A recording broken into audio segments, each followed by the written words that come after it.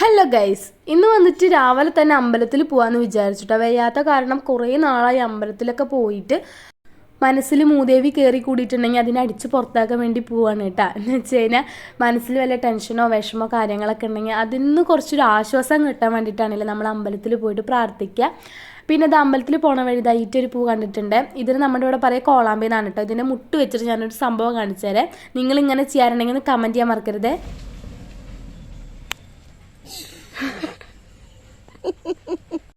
അപ്പോൾ നമ്മൾ വീടിൻ്റെ അടുത്തുള്ള തിരുവഞ്ചിക്കുഴി മഹാദേവ ക്ഷേത്രത്തിലേക്കാണ് കേട്ടോ വരുന്നത്. പുഴയുടെ തീരത്തുള്ള ഒരു അമ്പലമാണ്. നല്ല രസമാണ് കേട്ടോ ഇവിടെ വരാനായിട്ട്. എന്താ പറയുക, മനസ്സിനൊക്കെ ഭയങ്കര ആശ്വാസമാണ്. അപ്പോൾ അതാ നമ്മളൊരു 8 മണിയൊക്കെ ആയിട്ട് അമ്പലത്തിലെത്തുമ്പോൾ നിവേദ്യത്തിൻ്റെ സമയമായിരുന്നു, നടയൊക്കെ അടയ്ക്കാനുള്ള സമയമായിരുന്നു. അത് കാരണം കുറച്ച് നേരം ഒന്ന് പോസ്റ്റായിട്ടോ ഞങ്ങൾ. അപ്പോൾ അതാ ഞാൻ പുഴയൊക്കെ ഒന്ന് വീഡിയോ എടുത്ത് കാണിച്ചു തന്നാണ്. വെള്ളമൊക്കെ നന്നായിട്ട് കുറഞ്ഞിട്ടുണ്ട് കേട്ടോ. നമ്മുടെ ഇക്കരെ മാത്രമേ വെള്ളമുള്ളൂ, അക്കരയിൽ നല്ല വെള്ളം കുറവാണ്. ഇത് നമ്മുടെ വിഷ്ണുവിൻ്റെ അമ്പലമാണ് കേട്ടോ. ഈ വിഷ്ണുവിൻ്റെ അമ്പലവും നമ്മുടെ ഈ ശിവൻ്റെ അമ്പലവും തമ്മിലൊരു ഐതിഹ്യമൊക്കെ ഉണ്ട്.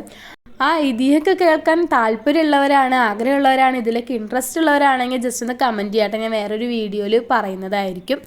അപ്പോൾ അത് വന്നപ്പോൾ അധികം പേരൊന്നും ഉണ്ടായിരുന്നില്ല കേട്ടോ. 1-2 പേരൊക്കെ ഉണ്ടായിരുന്നുള്ളൂ. അപ്പോൾ നമ്മൾ എള്ളുത്തിരിയും മുളക് ധാരയൊക്കെ കഴിച്ചിട്ടുണ്ടായിരുന്നു. പിന്നെ എനിക്ക് വർക്ക് ഉണ്ടായിരുന്നു കേട്ടോ. നമ്മുടെ ഏഷ്യൻ ഹോമിൻ്റെ 12ാമത്തെ വാർഷികത്തോടനുബന്ധിച്ചിട്ട് ഒരു ഗീവ് അവേ ഒക്കെ പ്ലാൻ ചെയ്തിട്ടുണ്ട്.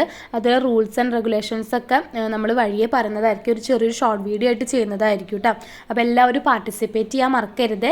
കിട്ടില്ല സോഫയാണ് കേട്ടോ പ്രൈസായിട്ട് നൽകാൻ പോണത്.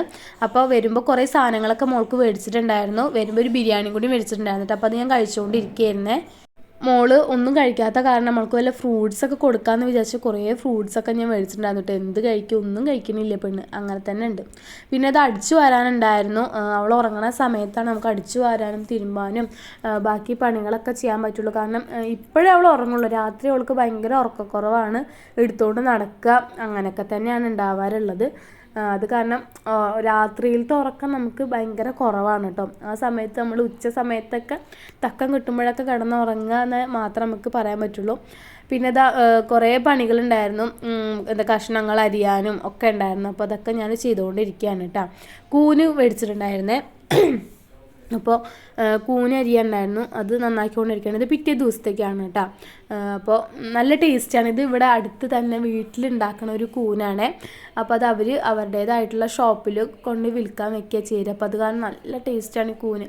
സാധാ പോലെ നല്ലോണം ചെറുള്ളിയൊക്കെ ചതച്ചിട്ട്, മറ്റേ റോസ്റ്റ് പോലെയല്ല, നമ്മൾ സാധാ ഒരു വെളിച്ചെണ്ണയൊക്കെ തൂവി അങ്ങനെ ഒരു വെറൈറ്റി രീതിയിലൂടെ വെക്കാറുണ്ട് കേട്ടോ കൂന്. നമ്മുടെ നാടൻ കൂനൊക്കെ അങ്ങനെ വെക്കുമ്പോഴാണ് കൂടുതൽ ടേസ്റ്റ്. നമ്മൾ ഈ മാർക്കറ്റിൽ നിന്നൊക്കെ മേടിക്കണ കൂന് ഇങ്ങനെ വെച്ച ടേസ്റ്റ് ഉണ്ടാവില്ല കേട്ടോ. വേവത്തുമില്ല, ടേസ്റ്റും ഉണ്ടാവില്ല. അത് നമ്മൾ റോസ്റ്റ് ചെയ്യണം, തക്കാളിയും സവാളയൊക്കെ ഇട്ടിട്ട് അങ്ങനെ റോസ്റ്റ് ചെയ്യാറാണ് കേട്ടോ പതിവുള്ളത്. പിന്നെ ഞാൻ അത് TV ഒക്കെ കണ്ട് ഇങ്ങനെ ആസ്വദിച്ച് കൊള്ളി വറുത്തതുണ്ടായിരുന്നു, അതും കഴിച്ചുകൊണ്ടിരിക്കുകയാണ്. ഇങ്ങനെ കഷ്ണങ്ങൾ അരിഞ്ഞുകൊണ്ടിരിക്കുകയാണ്. കൂന് നന്നാക്കാൻ എളുപ്പമാണോ ചോദിച്ചാൽ എളുപ്പമാണ്, എന്ന് വെച്ചാൽ പാടാണോ ചോദിച്ചാൽ പാടുമാണ്. കാരണം ഇതിങ്ങനെ നുള്ളിപ്പറക്കി ഇരിക്കണം, കുറേ നേരം ഇരിക്കണം കേട്ടോ. പിന്നെ ക്യാരറ്റ് ഉണ്ടായിരുന്നു കേട്ടോ. അപ്പോൾ ഞാൻ എന്ത് ചെയ്തു, അതിങ്ങനെ കഷ്ണാക്കി വട്ടത്തിൽ അരിഞ്ഞിട്ട് കുറച്ച് മുളക് പൊടിയും കുറച്ച് ഉപ്പും കുറച്ച് ചെറുനാരങ്ങയൊക്കെ പിഴിഞ്ഞ് കഴിക്കാൻ നല്ല ടേസ്റ്റാണ് കേട്ടോ. ഞാൻ പ്രഗ്നൻ്റ് ആയിരിക്കുമ്പോൾ എൻ്റെ ഫേവറേറ്റ് സാധനമായിരുന്നു അത്. എനിക്ക് ഭയങ്കര ഇഷ്ടമായിരുന്നു അങ്ങനെ കഴിക്കാനായിട്ട്. പിന്നെ അത് എള്ളുമിഠായി ഉണ്ടായിരുന്നു, അതും കഴിച്ചു കൂട്ടാം.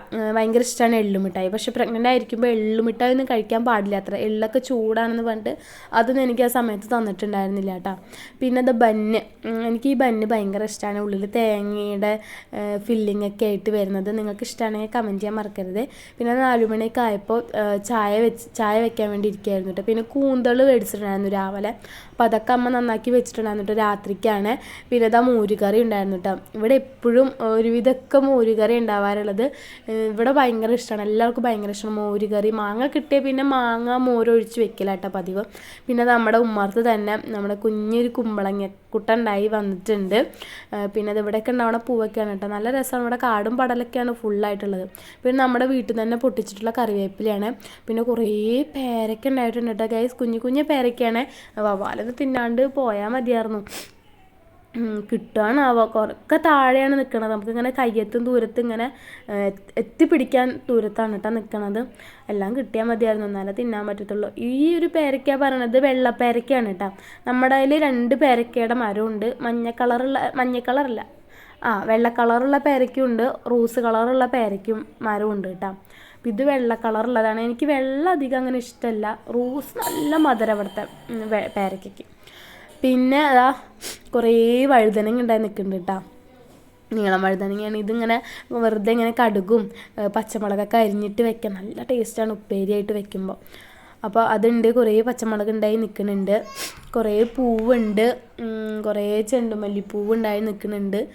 പക്ഷെ ഓണ സമയത്തൊന്നും നമുക്ക് ചെണ്ടുമല്ലിപ്പൂവൊന്നും പൂക്കളിടാൻ വേണ്ടി കിട്ടിയിട്ടുണ്ടായിരുന്നില്ല കേട്ടോ. ഒന്നും ഉണ്ടായിട്ടുണ്ടായിരുന്നില്ല.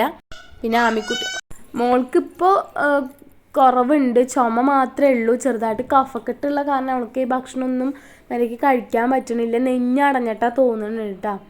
മോൾക്കിപ്പോൾ കഞ്ഞിയൊക്കെ കൊടുക്കണമെങ്കിൽ നന്നായിട്ട് അരച്ചിട്ട് കൈ കൊണ്ട് ഇങ്ങനെ നന്നായിട്ട് ഉടച്ച് ഇതാക്കും. എന്നിട്ട് അരഞ്ഞ പരുവത്തിലാക്കിയിട്ട് ഫില്ലറൊക്കെ വെച്ചിട്ടാണ് ഇപ്പോൾ കൊടുക്കണത്. കാരണം അവൾ ഭയങ്കരമായിട്ട് ബലം പിടിച്ചിട്ട് ഒന്നും കഴിക്കാണ്ടായിട്ട് അവൾ കഴിക്കാണ്ടായ സത്യം നമുക്ക് വിഷമമാണ്. എന്ത് ഫുഡ് കിട്ടിയാലും നമുക്ക് മര്യാദയ്ക്ക് കഴിക്കാനൊന്നും പറ്റില്ല. പിന്നെ അമ്മ എന്തെങ്കിലും കഴിച്ചാലല്ലേ കുട്ടിക്ക് കിട്ടുള്ളൂ. എന്നുവെച്ചാൽ അവൾ ഫീഡിങ് ചെയ്യുന്നതല്ലേ. ഫീഡ് ചെയ്യുന്ന കാരണം പാലിലൂടെയാണല്ലോ പിന്നെ അവൾക്ക് വേണ്ട പോഷക കാര്യങ്ങളൊക്കെ കിട്ടുള്ളൂ. അപ്പോൾ അത് വിചാരിച്ചിട്ട് ഞാൻ നന്നായിട്ട് ഭക്ഷണം കഴിക്കുന്നുണ്ട് കേട്ടോ. അവൾക്ക് നല്ലൊരു ഹെൽത്തി ആയിട്ട് പാലെങ്കിലും അവൾ മര്യാദയ്ക്ക് കുടിക്കട്ടെ എന്ന് വിചാരിച്ചിട്ടാണ്. അപ്പോൾ ഇന്നത്തെ വീഡിയോ വന്നിട്ട് ഇത്രയേ ഉള്ളൂ കേട്ടോ. വീഡിയോ ഇഷ്ടപ്പെട്ട സബ്സ്ക്രൈബ് ചെയ്യാൻ മറക്കരുത്. Tata bye bye, see U.